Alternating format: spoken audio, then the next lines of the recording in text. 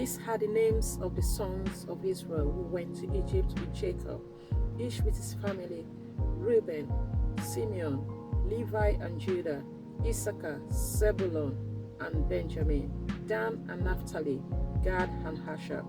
The descendants of Jacob numbered 70 in all. Joseph was already in Egypt. Now Joseph and all his brothers and all that generation died.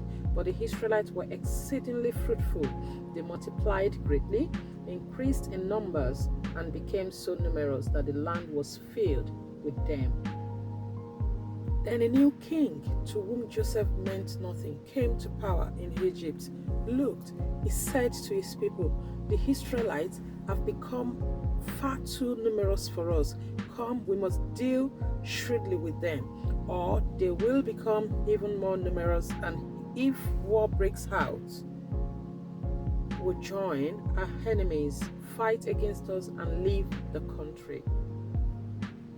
So they put slave masters over them to oppress them with forced labor, and they built Pithom and Ramesses as tall cities for Pharaoh. But the more they were oppressed, the more they multiplied and spread. So the Egyptians came to dread the Israelites and worked them ruthlessly. They made them live bitter with harsh labor in brick and mortar and with all kinds of work in the field. In all their harsh labor, the Egyptians worked them ruthlessly. The king of Egypt said to the Hebrew midwives, whose names were Shiphrah and Puah, when you are helping the Hebrew women during childbirth on the delivery stool, if you see that the baby is a boy, kill him, but if it is a girl, let her live. The midwives, however, feared God and did not do what the king of Egypt had told them to do. They let the boys leave. Then the king of Egypt summoned the midwives and asked them, "Why have you done this? Why have you let the boys leave?" The midwife answered Pharaoh, "Hebrew women are not like Egyptian women. They are vigorous and give birth before the midwives arrive." So God was kind to the midwives, and the people increased and became even more numerous. And because the midwives feared God, he gave them families of their own. Then Pharaoh gave this order to all his people: "Every Hebrew boy that is born you must throw into the Nile, but let every girl live." Now a man of the tribe of Levi married a Levite woman, and she became pregnant and gave birth to a son. When she saw that he was a fine child, she hid him for 3 months. But when she could hide him no longer, she got a papyrus basket for him and coated it with tar and pitch. Then she placed the child in it and put it among the reeds along the bank of the Nile. His sister stood at a distance to see what would happen to him. Then Pharaoh's daughter went down to the Nile to bathe, and her attendants were walking along the riverbank. She saw the basket among the reeds and sent a female slave to get it. She opened it and saw the baby. He was crying, and she felt sorry for him. "This is one of the Hebrew babies," she said. Then his sister asked Pharaoh's daughter, "Shall I go and get one of the Hebrew women to nurse the baby for you?" "Yes, go," she answered. So the girl went and got the baby's mother. Pharaoh's daughter said to her, "Take this baby and nurse him for me, and I will pay you." So the woman took the baby and nursed him. When the child grew older, she took him to Pharaoh's daughter, and he became her son. She named him Moses, saying, "I drew him out of the water." One day after Moses had grown up, he went out to where his own people were and watched them at their hard labor. He saw an Egyptian beating a Hebrew, one of his own people. Looking this way and that, and seeing no one, he killed the Egyptian and hid him in the sand. The next day he went out and saw two Hebrews fighting. He asked the one in the wrong, "Why are you eating your fellow Hebrew?" The man said, "Who made you ruler and judge over us? Are you thinking of killing me as you killed the Egyptian?" Then Moses was afraid and thought, "What I did must have become known." When Moses heard of this, he tried to kill. When Pharaoh heard of this, he tried to kill Moses, and Moses fled from Pharaoh and went to live in Midian, where he sat down by a well. Now a priest of Midian had 7 daughters, and they came to draw water and fill the troughs to water their father's flock. Some shepherd came along and drove them away, but Moses got up and came to their rescue and watered their flock. When the girls returned to Reuel, their father, he asked them, "Why have you returned so early today?" They answered, "An Egyptian rescued us from the shepherd. He even drew water for us and watered the flock." "And where is he?" Reuel asked his daughters. "Why did you leave him? Invite him to have something to eat." Moses agreed to stay with the man who gave his daughter Zipporah to Moses in marriage. Zipporah gave birth to a son, and Moses named him Gershom, saying, "I have become a foreigner in a foreign land." During that long period, the king of Egypt died. The Israelites groaned in their slavery and cried out, and their cry for help because of their slavery went up to God. God heard their groaning, and he remembered his covenant with Abraham and with Isaac and with Jacob. So God looked on the Israelites and was concerned about them. Now Moses was tending the flock of Jethro, his father-in-law, the priest of Midian, and he led the flock to the far side of the wilderness and came to Horeb, the mountain of God. There the angel of the Lord appeared to him in flames of fire from within a bush. Moses saw that though the bush was on fire, it did not burn up. So Moses thought, "I will go over and see this strange sight, why the bush does not burn up." When the Lord saw that he had gone over to look, God called to him from within the bush, "Moses, Moses." And Moses said, "Here I am. Do not come any closer."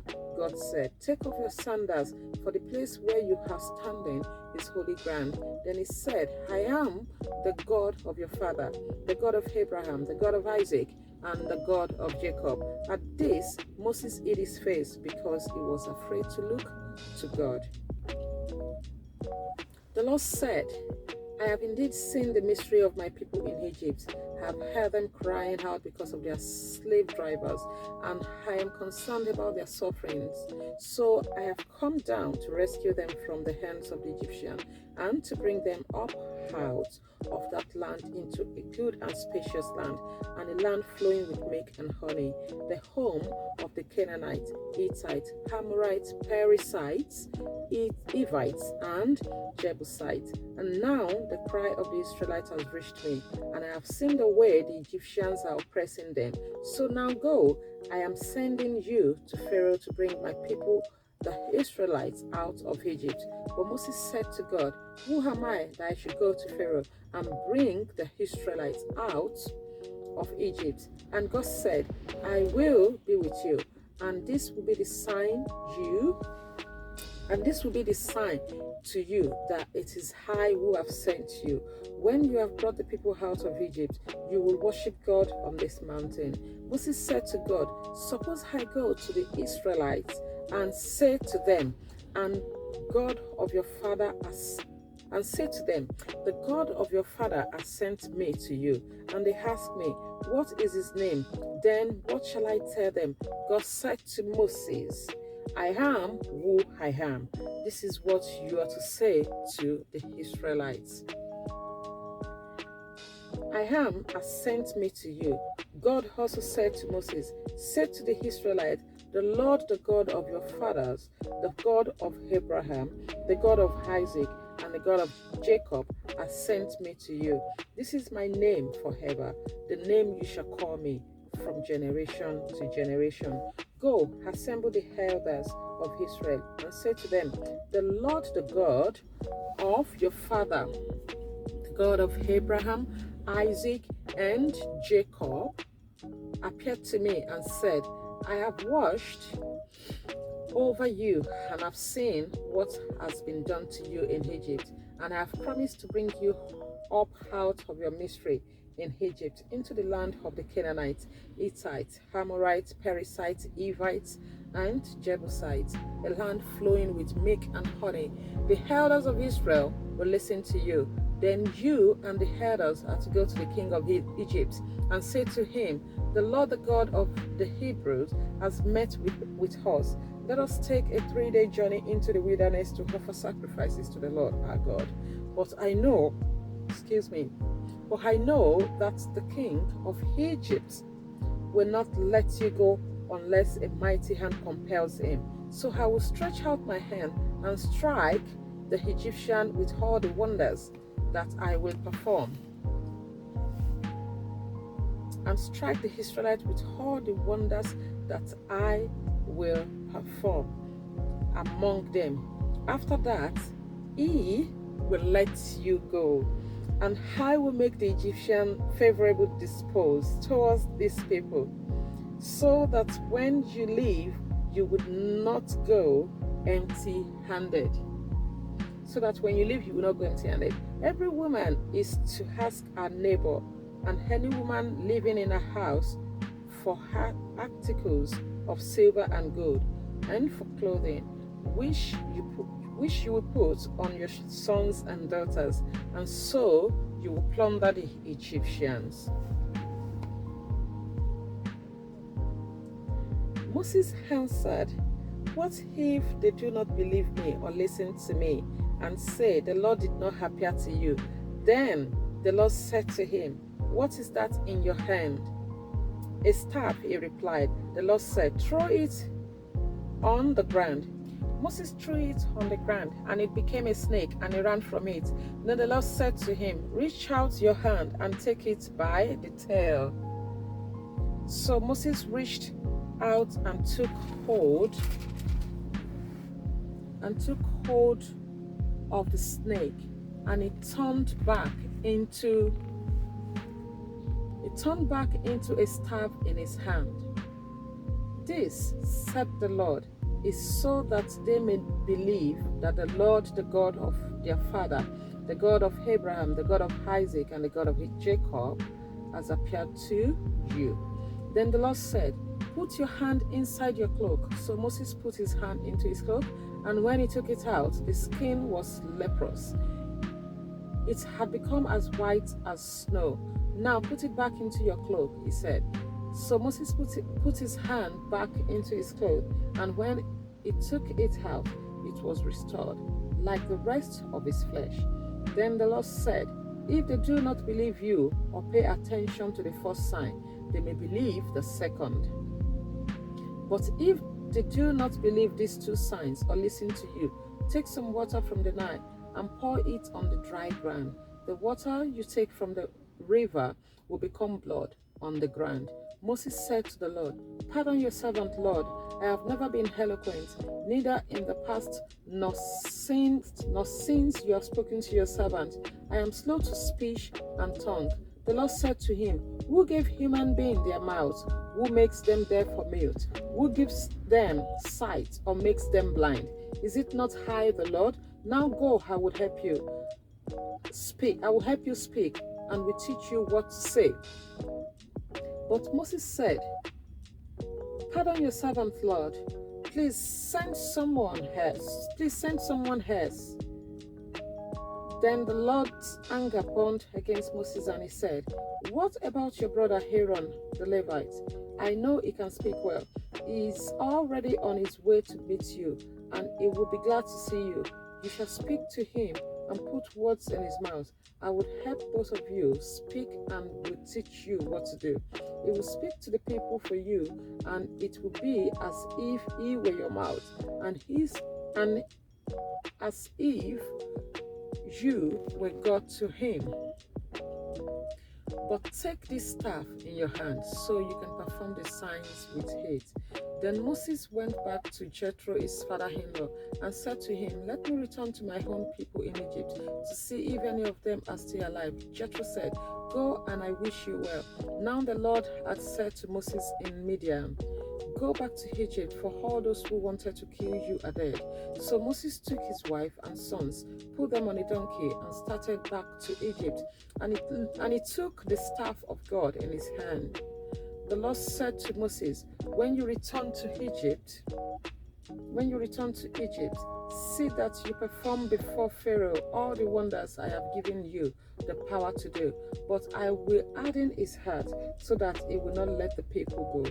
Then say to Pharaoh, this is what the Lord says: Israel is my firstborn son, and I told you, let my people go, so he may worship me. But you refuse to let him go, so I will kill your firstborn son. At a lodging place on the way, the Lord met Moses and was about to kill him. But Zipporah took a flint knife, cut off her son's foreskin, and touched Moses' feet with it. "Surely you are a bridegroom of blood to me," she said. So the Lord let him alone. At that time she said, "bridegroom of blood," referring to circumcision. The Lord said to Aaron, "Go into the wilderness to meet Moses." So he met Moses at the mountain of God and kissed him. Then Moses told Aaron everything the Lord had sent him to say, and also about all the signs he had commanded him to perform. Moses and Aaron brought together all the elders of the Israelites, and Aaron told them everything the Lord had said to Moses. He also performed the signs before the people, and they believed. And when they heard that the Lord was concerned about them and had seen their misery, they bowed down and worshipped him. Afterwards, Moses and Aaron went to Pharaoh and said, "This is what the Lord, the God of Israel, says: Let my people go, so that they may hold a festival to me in the wilderness." Pharaoh said, "Who is the Lord, that I should obey him and let Israel go? I do not know the Lord, and I will not let Israel go." Then they said, "The God of Hebrews has met with us. Now let us take a 3-day journey into the wilderness to offer sacrifices to the Lord our God. Or he may strike us with plague or with the sword." But the king of Egypt said, "Moses and Aaron, why are you taking the people away from their labor? Get back to your work." Then Pharaoh said, "Look, the people of the land are now numerous, and you're stopping them from working." That same day, Pharaoh gave this order to the slave driver and overseers in charge of the people: "You are no longer to supply the people with straw for making bricks. Let them go and gather their own straw, but require them to make the same number of bricks as before. Don't reduce the quota. They are lazy. This is why they are crying out, 'Let us go and sacrifice to our God.' Make the work harder for the people, so they keep working and pay no attention to lies." Then the slave drivers and the overseers went out and said to the people, "This is what Pharaoh says: I would not give you any more straws. Go and get your own straws wherever you can find it, but your work will not be reduced at all." So the people scattered all over Egypt to gather stubbles to use for straw. The slave drivers kept pressing them, saying, "Complete the work required of you for each day, just as when you had straw." And Pharaoh's slave driver beat the Israelites overseers they had appointed, demanding, "Why haven't you met your quota of bricks yesterday or today as before?" Then the Israelite overseers went and appealed to Pharaoh. "Why have you treated your servants this way? Your servants are given no straw, yet we are told, 'Make bricks.' Your servants are being beaten, but the fault is with your own people." Pharaoh said, "Lazy, that's what you are, lazy. This is why you keep saying, 'Let us go and sacrifice to the Lord.' Now get to work. you would not be given any straw, yet you must produce your full quota of bricks. The Israelite overseers realized they were in trouble when they were told, you are not to reduce the number of bricks required of you for each day. When they left Pharaoh, they found Moses and Aaron waiting to meet them, and they said, may the Lord look on you and judge you. You have made us obnoxious to Pharaoh and his officials, and have put a sword in their hand to kill us. Moses returned to the Lord and said, why, Lord? Why have you brought trouble on these people? Is this why you sent me? Ever since I went to Pharaoh to speak in your name, he has brought trouble on these people, and you have not rescued your people at all. Then the Lord said to Moses, now you will see what I will do to Pharaoh because of my mighty hand. He will let them go because of my mighty hand. He will drive them out of his country. God also said to Moses, I am the Lord. I appeared to Abraham, to Isaac, and to Jacob as God Almighty. But by my name, the Lord, I did not make myself fully known to them. I also established my covenant with them to give them the land of Canaan, where they resided as foreigners. Moreover, I have heard the groaning of the Israelites, whom the Egyptians are enslaving, and I have remembered my covenant. Therefore say to the Israelites, I am the Lord, and I will bring you out from under the yoke of the Egyptians. I will free you from being slaves to them, and I will redeem you with an outstretched arm and with mighty heart of judgment. I will take you as my own people, and I will be your God. Then you would know that I am the Lord your God, who brought you out from under the yoke of the Egyptians. And I will bring you to the land I swore with uplifted hands to give to Abraham, to Isaac, and to Jacob. I will give it to you as a possession. I am the Lord. Moses reported this to the Israelites, but they did not listen to him because of their discouragement and harsh labor. Then the Lord said to Moses, go, tell Pharaoh, king of Egypt, to let the Israelite go out of his country. But Moses said to the Lord, if the Israelite will not listen to me, why would Pharaoh listen to me, since I speak with faltering lips? Now the Lord spoke to Moses and Aaron about the Israelites and Pharaoh, king of Egypt, and he commanded them to bring the Israelites out of Egypt. These were the heads of their families. The sons of Reuben, the firstborn son of Israel, were Hanok and Palu, Ezron and Kami. These were the clans of Reuben. The son of Simeon were Jemuel, Jamin, Ohad, Jachin, Zohar, and Shaw, the son of Canaanite woman. These were the clans of Simeon. These were the names of the sons of Levi according to their record: Gershon, Kohath, and Merari.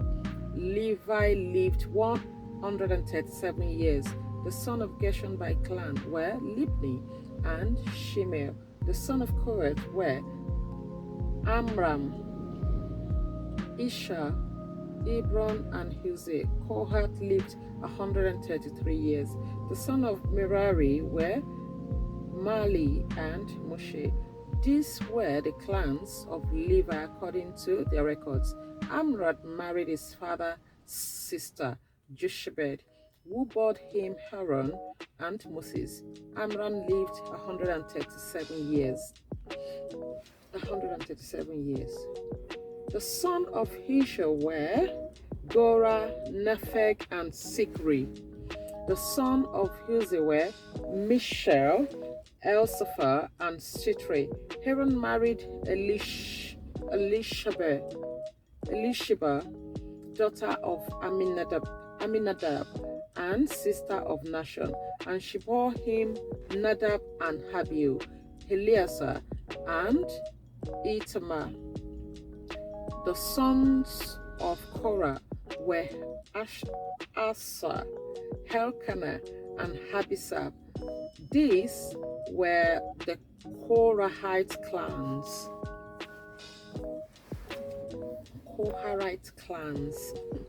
Eleazar, son of Aaron, married one of the daughters of Peter, and she bore him Phinehas. These were the heads of the Levite family, clan by clan.